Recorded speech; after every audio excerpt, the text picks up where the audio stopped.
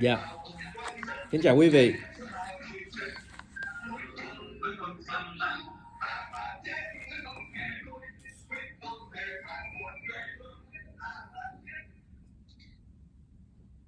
Xin cảm ơn quý khán giả vẫn tiếp tục giữ làn sóng 14:30 AM vào buổi chiều hôm nay. Và sau đây xin mời quý khán giả cùng đón nghe hội luận cộng đồng cùng với anh Sam Hồ. Thu Hà xin chúc anh Sam Hồ có một buổi chiều thứ Sáu được thật nhiều sức khỏe, sự an lành và vui vẻ bình an. Thu Hà xin mời anh lên tiếng chào quý khán giả đang theo dõi Vì Dân Radio. Dạ, cảm ơn chị Thu Hà, cảm ơn quý thính giả của đài Vì Dân cũng như chương trình radio talk show với lại Sam Hồ. Chiều hôm nay là thứ Sáu ngày 25 tây tháng 10 năm 2024 và rất hân hạnh được dịp đến với quý vị một lần nữa. Thưa quý vị, thì chúng ta chỉ 11 ngày trước khi cái ngày gọi là tổng tuyển cử General Election vào November 5th, 2024.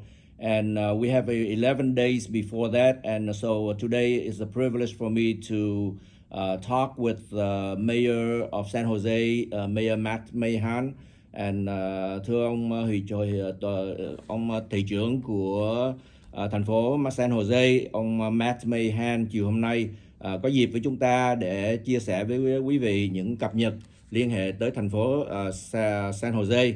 So thank you very much for being here, Mayor Mahan. Thank you, Mr. Ho. It's good to see you. Yeah. How are you? Very good to see you. You're looking good, so you're doing well. And Kin Chao Kui Vi. Yes, kính chào quý vị. Chiều hôm nay thì thưa quý vị, chúng ta sẽ được dịp để ông Mayor Mahan chia sẻ với chúng ta một vài vấn đề liên hệ tới thành phố cũng giống như là vấn đề bầu cử sắp đến này. So Mayor Mahan, it's nice to be able to have an update with you and have you share with the community what's going on in the city of San Jose. Probably relating to safety, homelessness, probably the election coming up. Yep. And other issues. Yeah, so, and we have a new police chief. Maybe we start with that. Yeah, if that works for talking you. about safety. That's right. It'd be good to talk about the police chief. Can you share with us? I hear that we have just had a new police chief, and I think I know him because it seemed like he was interim before or something. So if you can share with us a little bit about the new police chief. Thật xưa quý vị, ông thị trưởng Mayor Mahan sẽ chia sẻ với chúng ta về vị cảnh sát trưởng mà họ mới mướn trong thời gian vừa qua. Xin giới thiệu đến quý vị. So please share with us. Well, I'm excited to share with the community that Paul Joseph, who has been with our department for 30 years and was acting as the interim chief these last 6 or 7 months since Chief Mata left, Paul Joseph is our new permanent police chief here in the city of San Jose. We just approved the city manager's selection of Paul Joseph this Tuesday, so that was just announced a couple of days ago. And really, I want to thank the city manager for running an aggressive nationwide search. She had qualified candidates from different parts of the country, ran a very robust process with a lot of community engagement, including focus groups and interview panels. And then he, of course, had to do written responses to questions. The council approved those questions. It was a very robust process, took many months. And our very own Paul Joseph rose to the top as the person with the right vision for the department and the right experience. He spent 30 years in the department, serving in many different roles, and has done everything from being in the merge unit, which does some of the highest profile, riskiest, most important law enforcement actions, including against serious criminals and organized crime. Also, as assistant chief, has had to lead discipline of officers who have made mistakes. And so he's been an officer on the front lines. He knows what that's about. He's also held officers accountable. I'm very excited that he'll be in this role going forward. Yep, thank you. Thưa quý vị, thì ông thị trưởng Mayor Mahan có chia sẻ với chúng ta điểm đầu tiên đó chúng ta cần phải biết đó vào hôm thứ Ba vừa qua tại City Council meeting. Hôm thứ Ba vừa rồi thì cách đây khoảng chừng 2 ngày, 3 ngày, City Council là hội đồng thành phố họ đã biểu quyết thông qua cái vụ mà mướn cái người cảnh sát trưởng mới trong thời gian mà ông cũ là ông Anthony Mata, ông rời cái văn phòng đó khoảng chừng 6-7 tháng vừa qua, thì ông mà thế ông ta là bây giờ được mướn coi như là gọi là permanent position đó, là ông Paul Joseph. Thì ông Paul Joseph này cũng là người mà Sam được biết một thời gian qua khi mà ông được chỉ định cho là tạm thời, lâm thời, cảnh sát trưởng lâm thời trong 6-7 tháng qua. Thì hôm thứ Ba vừa rồi thì ông ta là người đã được chọn và đã được thông qua bởi Hội đồng thành phố. Ông là một trong người mà được cao điểm và được sáng giá nhất trong một cái cuộc mà gọi là tìm tòi để mà mướn người cảnh sát trưởng này trong nó gọi là nationwide, là khắp cả nước Mỹ này. Thì có rất nhiều người là tham gia và nộp đơn, nhưng mà ông ta vẫn là người sáng giá nhất. Và ông ta là người có kinh nghiệm ở tại sở cảnh sát ở San Jose này 30 năm, có nhiều cái chức vụ từ chức vụ nhỏ đến chức vụ lớn. Và một trong những chức vụ mà ông ta làm đó là liên hệ đối với lại những gọi là tội phạm nặng.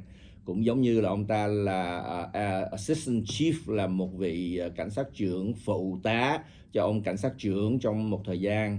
Rồi ông ta cũng là người chuyên về vấn đề gọi là kỷ luật cho những vị cảnh sát khác mà phạm những cái luật lệ liên hệ tới cái trách nhiệm của mình. Thành ra ông ta là người sáng giá nhất và họ đã chọn ông Paul Joseph làm cảnh sát trưởng của San Jose hiện giờ ở tại thành phố San Jose. So thank you very much. Congratulations to Anthony, Chief Joseph. Paul Joseph. Paul Joseph, yeah. Yes, and look forward to meeting him. And maybe I'm sure he's going to be meeting the community. Oh yes, he's out there a lot. You'll see him very active in the community, and I think he knows that a key part of being chief is being very present and in the community, very close to the residents. Great, we look forward to that. And if you can share with us some other things that's happening in San Jose, from good to bad. So I don't know. I don't think we have enough time to talk about all the things that's happening. I think most of us do know what's going on, the controversies. Yeah. But at the same time, let's talk about some maybe key points that you want to share with us.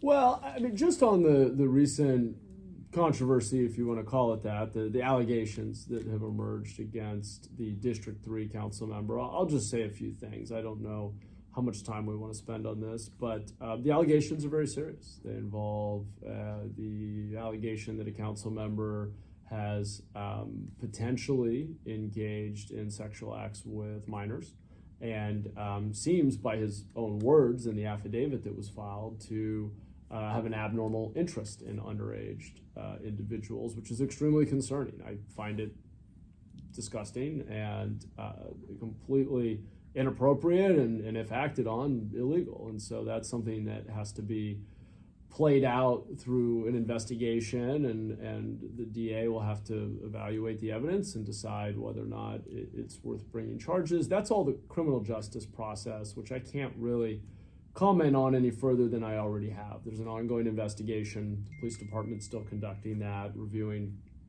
as I understand it, all of his cell phone, email, all of his text messages, all those sorts of things. So we'll just have to wait and see how that plays out. And the point that I have made is, and I think is important, is that he deserves due process. Anybody does when there are allegations like this. Even though the affidavit has things in his own words that are incredibly disturbing, there still needs to be a legal process to understand the truth and give him a chance to clear his name.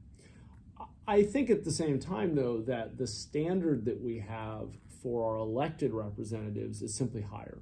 People lose their jobs not for committing crimes all the time. There are other standards that we have. And the truth is, he hasn't been to a community meeting of any kind, a public meeting of any kind, in 2.5, almost 3 weeks now. And so I think almost exactly 3 weeks. So it's clear he's not able to do his job, and that he's lost the faith of District 3 community members. So I've called on him to resign. All of my colleagues on the council have done the same. And we've removed him from all of his committee assignments and replaced him with other folks on the council. And I just read this morning that a group of community leaders in District 3, including someone on my staff in his personal capacity, but there's a group of District 3 residents who have now launched a recall effort. And that is, in our democracy, typically how this works. Someone resigns, or the community has the opportunity to recall them by gathering signatures and putting it on the ballot. So that's where we are right now. And I'm just looking forward to the day when District 3 has a representative who they trust and respect and is able to do the job every day.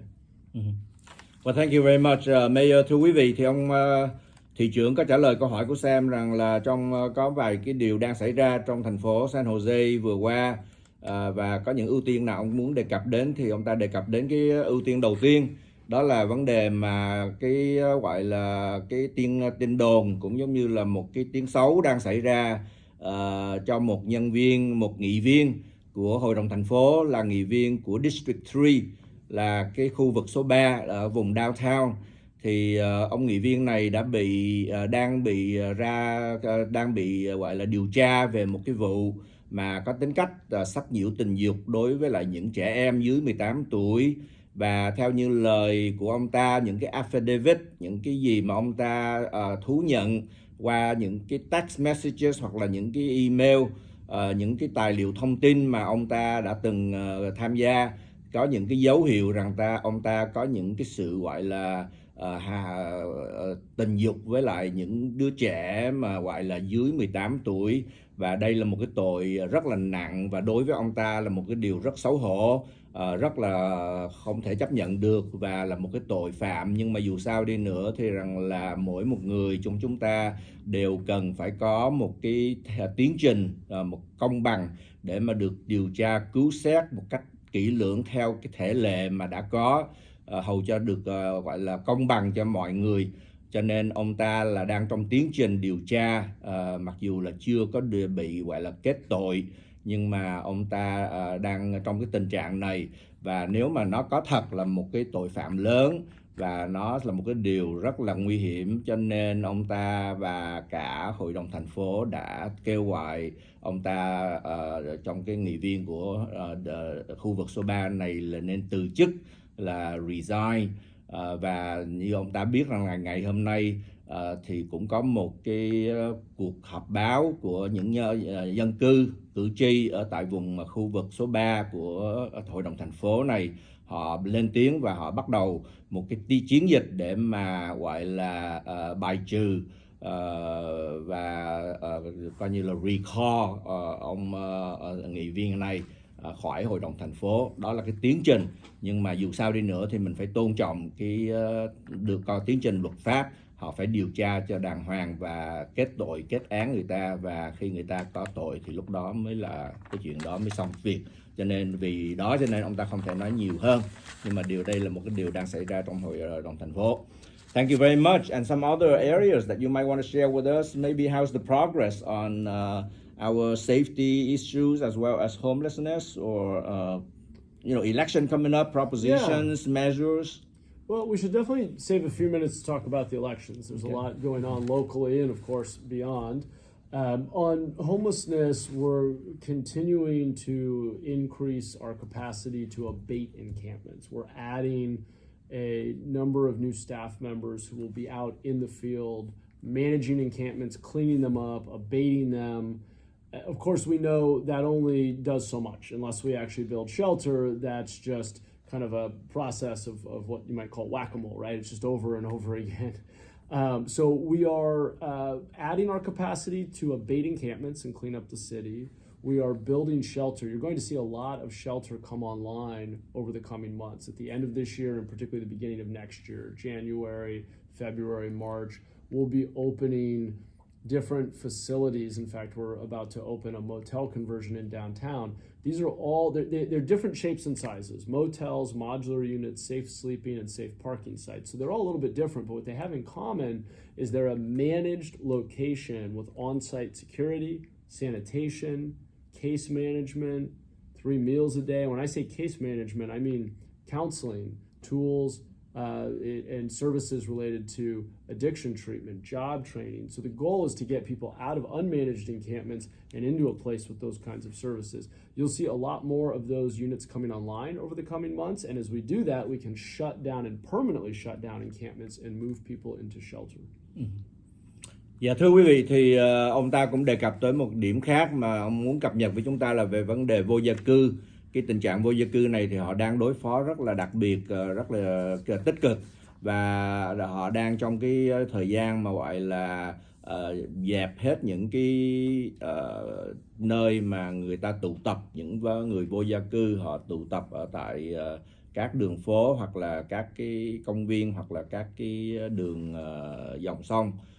Thì trong trường hợp này ông ta đang trong tiến trình đó, nhưng mà ông nói là khi mà mình dời người ta đi ra khỏi những cái địa điểm người ta đang ở đóng đô đó, thì nó cũng ảnh hưởng một điều là họ cần phải có những cái nơi để họ vào họ ở, cho nên cái đó là cũng là cái thách thức, cho nên họ đang xây dựng những cái nơi chốn để cho nó an toàn, có an ninh để cho những người này được dời vào, và đồng thời rằng là họ được cái sự gọi là kiểm soát kỹ càng, chăm sóc kỹ càng và có những sự hướng dẫn, cố vấn giúp đỡ cho họ trong nơi ăn chốn ở và sự kiểm soát cũng như là trật tự an ninh để họ có thể lặp lại cái cuộc đời của họ. Cho nên đây là tiến trình mà đang thi hành một cách tích cực ở tại thành phố San Jose. Okay, so homelessness, it's just the right thing to do. It's like when you have something that needs to be cleaned up, then you first thing is clean it up, and then try to make sure it doesn't come back again, so forth like that. But if we are to address this issue, because we know there are about like 6,000 or so families that are over 4,000 of them are out unhoused. Yeah, and people 4,000 people out, over 4,000 people outside. Yeah. Outside, yeah. And they do need a shelter. And I also thought about some of the can we find some land that can be set aside so that can be used to construct these areas where it can address, because when we go into neighborhoods, it proposes a lot of concern for the neighbors, and we know all the reasons, and it makes sense. So I understand that we try to protect all the hillsides, but there are lands somewhere that we should be able to say, let's set aside some land and just create a community where we can help these people without having to affect too much with the inner city or the residents around that. So I would like what's that. The possibility? It's hard. There really isn't that much land. There's a growth boundary on the city. We've protected Coyote Valley. People don't want building in the hillsides, and now you can't even get insurance to build in the hillsides because of fire risk and earthquake risk. In every other city in the world that has ended homelessness has done it by building shelters in the city. We simply don't have enough shelter beds. We will need more shelter beds, more treatment beds. I agree we should try to minimize impacts on neighborhoods, but down near where you live at Cherry Ave, there's a large space. It's not right in a neighborhood, it's next to neighborhoods because our whole city is residential, basically. But that site is going to make the neighborhood better because we will be able to move all the people encamped there into shelter with services, clear that encampment completely, and then prevent any re-encampment. We will keep it clear. We will put in a water resource protection zone that will strictly prohibit any future camping, but we will have provided shelter and services to actually give people an alternative to camping. So, I mean, we're gonna have to solve this problem. I'm always looking for land. Most land is not owned by the city. It's very expensive. It's very hard to secure. We secured one in an industrial area. Cost us $10 million to get access to. So it's not easy.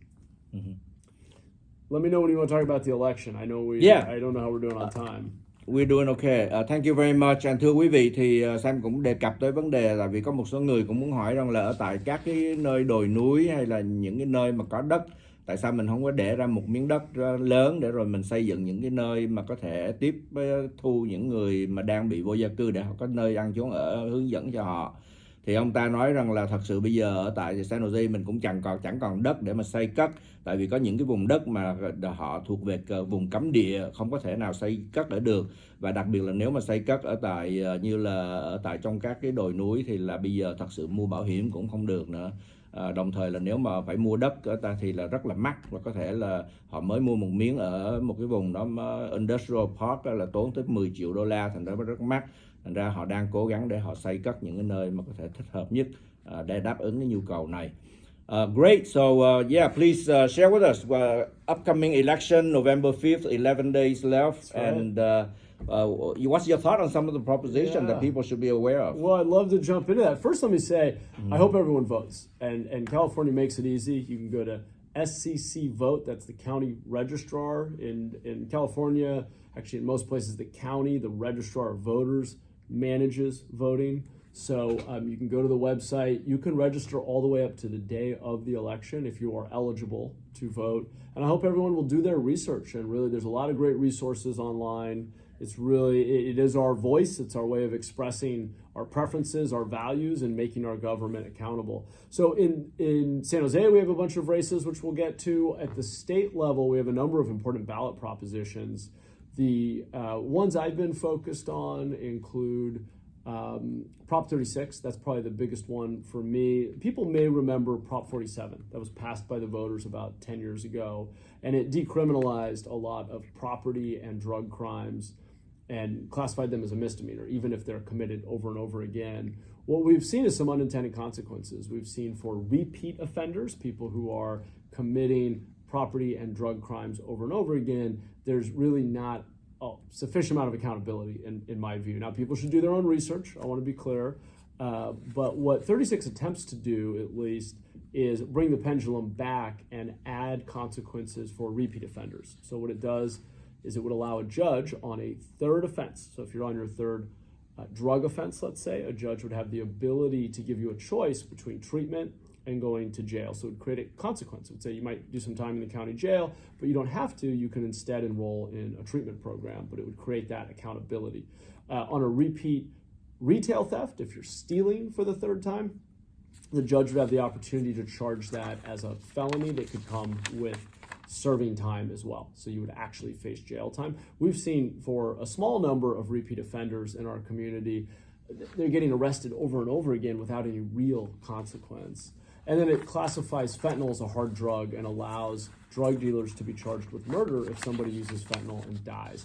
So that's 36. That's one I'm particularly focused on because I think we need more tools at the local level for judges to be able to create consequences and hold people accountable for getting treatment.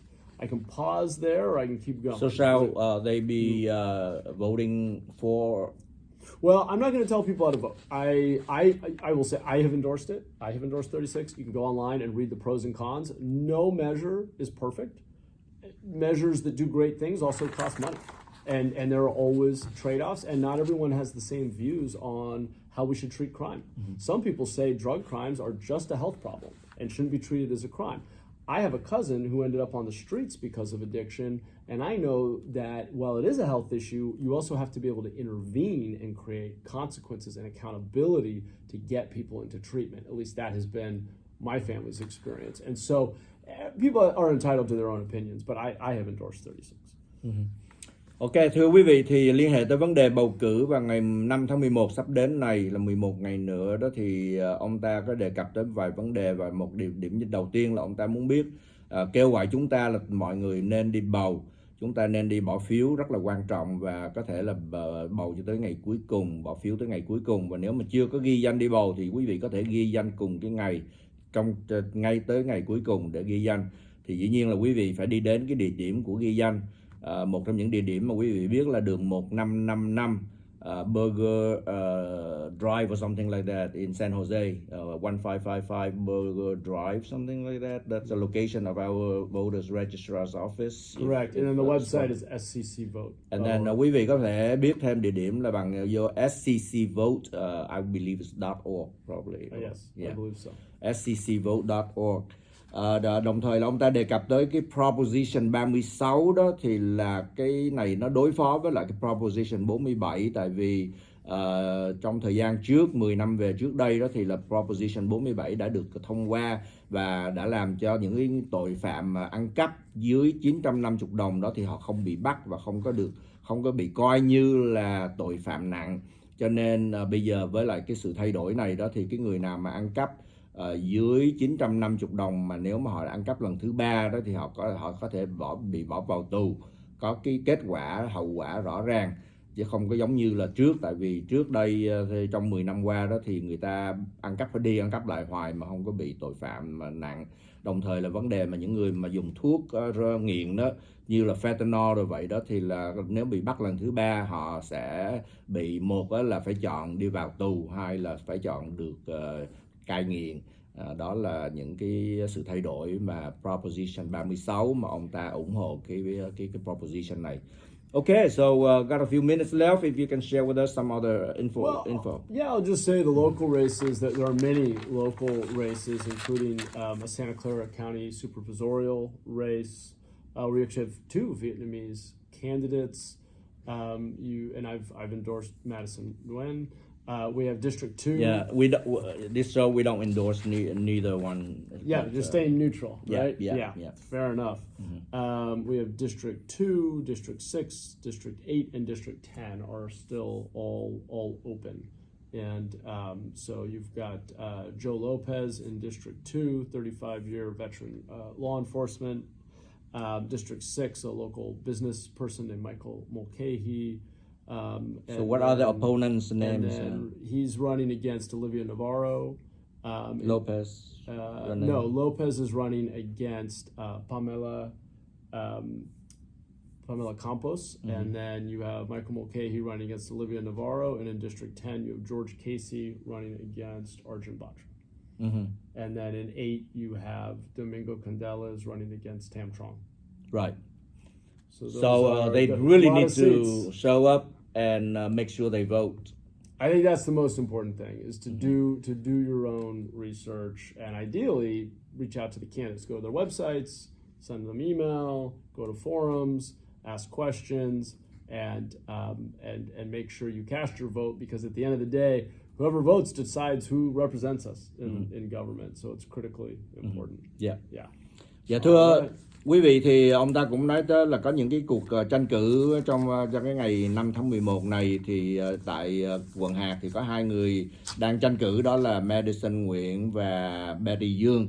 Còn San Jose City Council thì có những cái chia ghế hiện giờ, như là ghế số 2 là ông George Lopez. George Lopez and Pamela Campos. District số 6 là 6 is Michael Mulcahy, Olivia Navarro. And then District 8 là có Tâm Trương và anh Domingo Candelas. Và District số 10 là gồm có Arjun Batra and George Casey. Yep. Ok, so đó là những người mà đang tranh cử trong địa phương chúng ta. Quý vị nên cố gắng tìm hiểu về họ và ra bỏ phiếu, tại vì lá phiếu quý vị rất là quan trọng. So good. Any final comments or reminders? Get out the vote. Get out the vote. That's it. Get out the vote. Come on.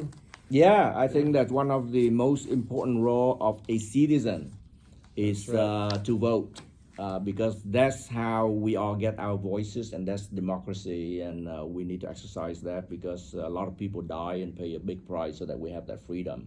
Right. So it's very important that we encourage every single citizen that do your civic duties and take your time and make your voice heard. And the way to do that is cast your vote and never miss a vote. And that's something we want to encourage you. So thưa quý vị, yêu cầu quý vị là những công dân Hoa Kỳ, là những người được may mắn có dịp để mà bỏ phiếu, thì đây là tiếng nói của quý vị. Xin quý vị cố gắng bỏ phiếu, và không ai không bỏ phiếu hết trong cái dịp vào ngày 5 tháng 11 này. Of course, it's a presidential election, so that's really important. A whole other, that's a big one. A lot of important races. We have a congressional race. We have a lot going on locally. Yeah. Well, thank you very much, Mayor Matt Mahan. Appreciate your time. It, as always. Good to chat. Thank you. Thank you. Thank you. All right.